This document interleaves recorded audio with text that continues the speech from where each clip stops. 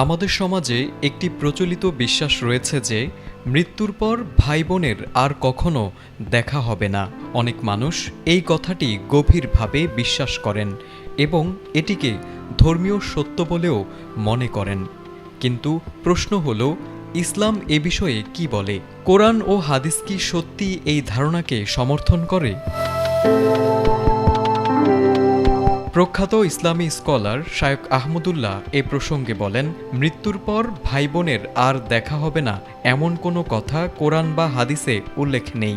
তিনি বলেন, এ ধরনের কথা বলা বা বিশ্বাস করা ভুল এবং ধর্মীয় দৃষ্টিকোণ থেকেও বিভ্রান্তিকর। যদি ভাই বোন জান্নাতি হয়ে থাকেন তাদের সাথে সাক্ষাৎ হবে, কিয়ামতের ময়দানে সাক্ষাৎ হতে পারে। শায়খ আহমদুল্লাহ ব্যাখ্যা দিয়ে বলেন, যদি ভাই বোন উভয়ে জান্নাতি হন তবে অবশ্যই তাদের জান্নাতে পুনরায় দেখা হবে। সেখানে আত্মীয় স্বজন, পরিবার পরিজন পরস্পরের সঙ্গে মিলিত হবেন। এমনটাই পবিত্র কোরআন ও সুন্নাহ দ্বারা প্রমাণিত।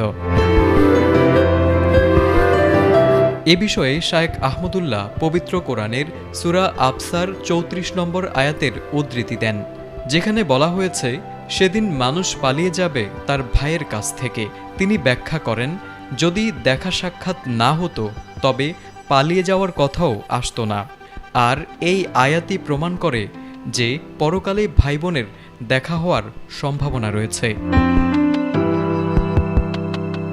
সুতরাং যেসব মানুষের ধারণা মৃত্যুর পর ভাই বোনের আর দেখা হবে না, তাদের এই বক্তব্যের কোনো শরিয়া ভিত্তি নেই।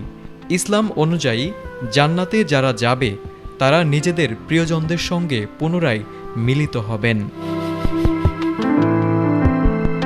তারেক আজিজ, এটিএন বাংলা।